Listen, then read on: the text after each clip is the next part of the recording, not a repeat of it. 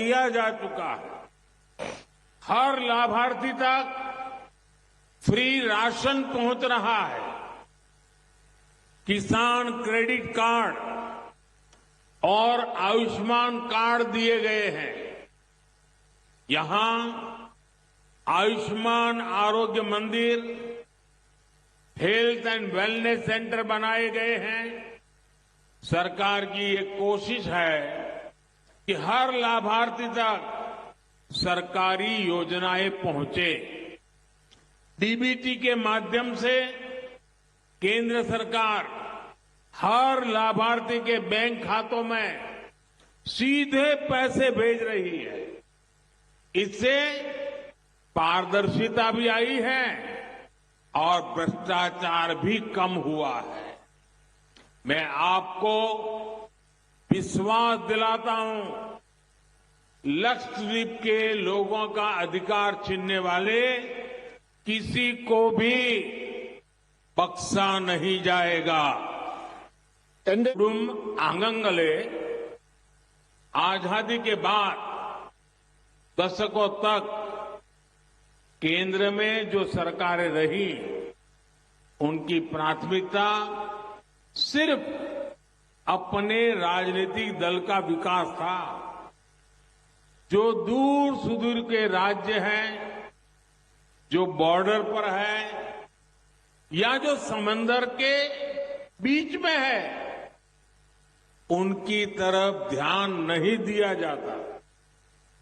बीते 10 वर्षों में हमारी सरकार ने जो बॉर्डर के इलाके हैं, जो समंदर के आखिरी छोर के इलाके हैं, वहां हमने उन्हें अपनी प्राथमिकता बनाया है। भारत के हर क्षेत्र,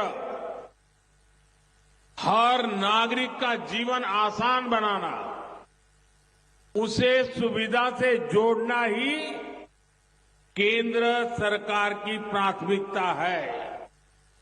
आज यहां लगभग 1200 करोड़ रुपए के प्रोजेक्ट्स का शिलान्यास और लोकार्पण हुआ है। ये इंटरनेट, बिजली, पानी, स्वास्थ्य और बच्चों की देखभाल से जुड़े प्रोजेक्ट हैं।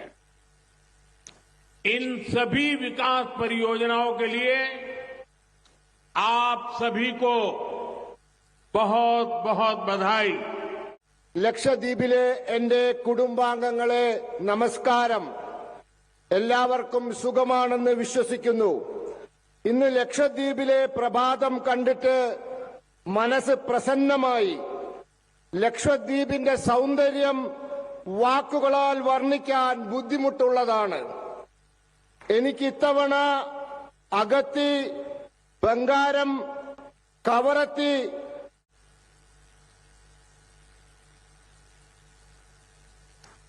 എല്ലാവർക്കും സുഖം ആൺ എന്ന് വിശ്വസിക്കുന്നു. आज लक्षद्वीप की सुबह देखकर मन प्रसन्न हो गया। लक्षद्वीप की सुंदरता को शब्दों में समेटना बहुत मुश्किल है। मुझे इस बार अगत्ती, बंगारम और कवरत्ती में आप सभी परिवारजनों से मिलने का अवसर मिला है। लक्षद्वीप का जमीनी इलाका भले ही छोटा हो, लेकिन लक्षद्वीप के लोगों का दिल समुद्र जितना विशाल है। आपके स्नेह, आपके आशीर्वाद से मैं अभिभूत हूं। मैं आपका आभार व्यक्त करता हूं। माइक ലക്ഷദ്വീപിലെ ഭരണാധികാരി श्री प्रफुल्ल छलने का काम किया गया, उसका एक उदाहरण ये जो मेरे पीछे युवा खड़े हैं ये आपको आज बताएंगे किस तरह से आर्मी की जो है 1.5 लाख भर्तियां निकली, एयरफोर्स की करीब 7,000 के आसपास भर्तियां निकली। इन सभी बच्चों ने उन भर्तियों में जो है अपना मेडिकल दिया, दौड़ निकाली, लिखित परीक्षा भी हो गई, सिलेक्शन पूरी तरीके से कंप्लीट हो गया, लेकिन इनकी जो है नियुक्ति पत्र इनके हाथों में नहीं आया। तो इससे साफ कहा जा सकता है कि एक तरीके से इनको छलने का काम किया गया। अब ये सभी बच्चे दर दर भटक रहे हैं। तमाम ऐसे जो युवा हैं वो चंपारण से पैदल चलकर दिल्ली पहुंचे हैं, सरकार से मिलना चाह रहे हैं, लेकिन सरकार का कोई भी ऐसा शख्स नहीं है जो उनकी बातों को सुन पाए। ऐसे में इन बच्चों से बातचीत करते हैं, क्या है पूरा मामला, किस मांग को लेकर ये दिल्ली पहुंचे हैं, बातचीत करते हैं। क्या नाम हुआ? अभिषेक टमटा। सर मैं उत्तराखंड से हूँ। मैंने रानीखेत में 2021 3 मार्च को भर्ती दी थी जीडी की। सर मेरा रिटर्न बचा था, मैंने फिजिकल और मेडिकल क्वालिफाई कर लिया था, तो सरकार पोस्टपोन करते गई हमारे रिटर्न को। बाद में अचानक से बोलती है कि तुम्हारा रिटर्न कैंसिल हो जाता है, जिस कारण हमारी ये मांग है कि हमारा रिटर्न करा दिया जाए और एयरफोर्स वालों की ज्वाइनिंग दिला दी जाए। लेकिन मैं पूरा एक तरीके से अगर मामला समझना चाहूँ कि 2021 में जो है भर्ती निकली, आप लोगों ने फॉर्म भरे, उसके बाद क्या क्या प्रक्रिया हुई और मामला होल्ड पे कैसे आ गया? सर सबसे पहले 2021 में लगभग 2021 से पहले 2 साल तो कोई भर्तियाँ नहीं आई कोरोना की वजह से। तो उस समय मतलब सर कोरोना महामारी था, जिस वजह से हम भी मतलब हमें भी कोई दिक्कत नहीं है, कोरोना की वजह से नहीं आई। लेकिन सर जो भर्तियाँ आई, जिस भर्ती को लड़के क्लियर कर चुके हैं, कम से कम उन्हें तो सरकार को भर्ती करनी चाहिए था, ज्वाइन करानी चाहिए। सर लगभग 8,000 एयरफोर्स वाले लड़के ऐसे हैं जिनका ज्वाइनिंग बाकी था। सर आर्मी में हमारा भी लगभग समझिए कि कुछ ऐसे लड़के थे जिनका मतलब ज्वाइन होना था, ट्रेनिंग पे जाना था, और कुछ ऐसे लड़के थे जिनका मतलब एंट्रेंस एग्ज़ाम था, और एनसीसी वाले ऐसे थे जिनका मतलब एग्ज़ाम नहीं होता है, डायरेक्ट उसका ज्वाइनिंग होता है। तो सर इस तरह से 1.5 लाख ऐसे लड़के हैं जिनका मतलब ज्वाइनिंग था और डिस्पैच होना था। तो लगभग हम लोगों ने सर इसका 2 साल इंतजार किया। 2 साल सरकार भी हमें भ्रम में रखी कि अब आपकी भर्ती ले ली जाएगी, अब आपकी ज्वाइनिंग करा दी जाएगी। लगभग 12 बार हमारे एग्ज़ाम को पोस्टपोन किया गया। उस दौरान उससे पहले हमारा एज 21 साल का था, जब 2 साल भर्ती पोस्टपोन रही, 2 साल जुट जाएगा तो 23 साल सर। इस दौरान हमारा उम्र भी चला गया। और सर लगभग 3 से 4 बार ज्ञापन भी दिए, मतलब रक्षा मंत्रालय, ये राजनाथ सिंह जी के पास भी दिए, लेकिन उन लोगों ने कुछ भी नहीं सुना हमारा। सर आज हम लोग राहुल सर से मिले हैं, बहुत अच्छा लगा। वो मतलब हर तरह से आश्वासन दिए हैं और हमारे साथ देने के लिए तैयार हैं। और सर कर्नल रोहित सर को मतलब आज हम लोग विज्ञापन देंगे, जो मतलब विज्ञापन मतलब राहुल गांधी सर के पास जाएगा इनके द्वारा। तो ये डिफेंस के चेयरमैन है, आर्मी एक्समैन डिफेंस के चेयरमैन है, और इन्हीं के द्वारा हम लोगों का जो भी मतलब अभी चल रहा है सर, इन्हीं के सपोर्ट से। ठीक है सर, आपसे मल्लिकार्जुन खड़गे, राहुल गांधी और भी बहुत सारे नेता हैं, या फिर सिर्फ नीतीश कुमार को संयोजक बनाया जाएगा, पीएम का चेहरा नहीं दिया जाएगा, उसके भी अपने अलग मायने होंगे। तो ये पहली बड़ी खबर।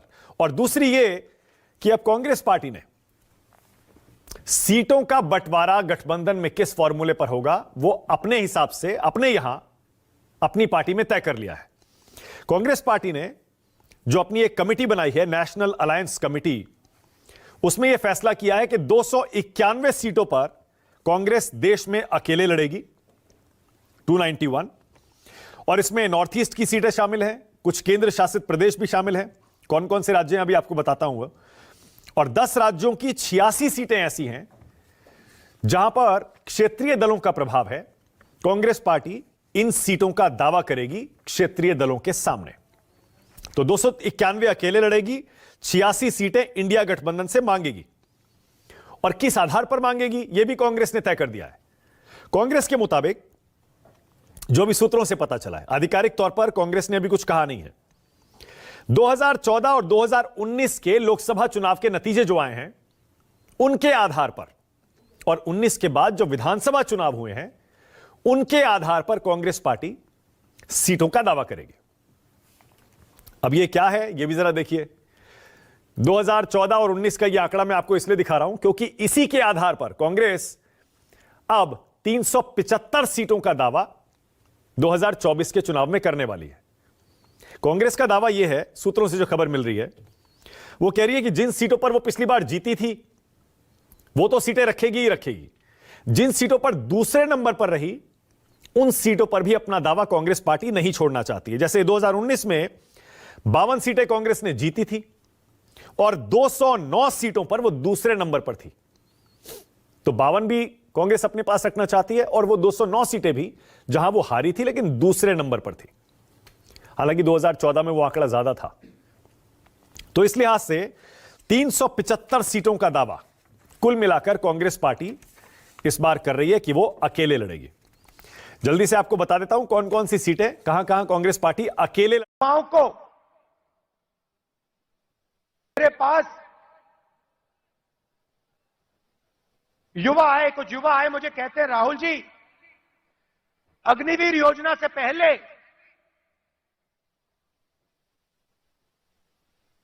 हमें आर्मी में ले लिया गया था।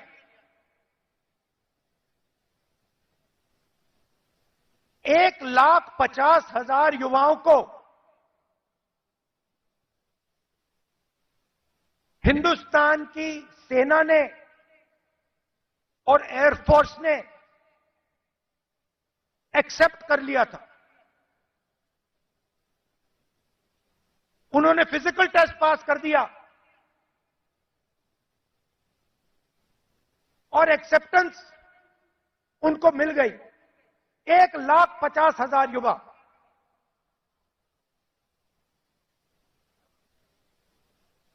मोदी सरकार ने अग्निवीर योजना लागू की और 1,50,000 युवाओं को उन्होंने आर्मी में, एयरफोर्स में नहीं आने दिया।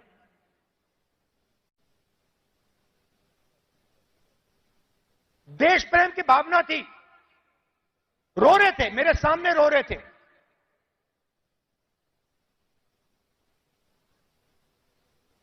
आंसू आ रहे थे, कह रहे थे सरकार ने हमारी जिंदगी बर्बाद कर दी है, जिंदगी खत्म कर दी, हमारा मजाक उड़ाया जाता है।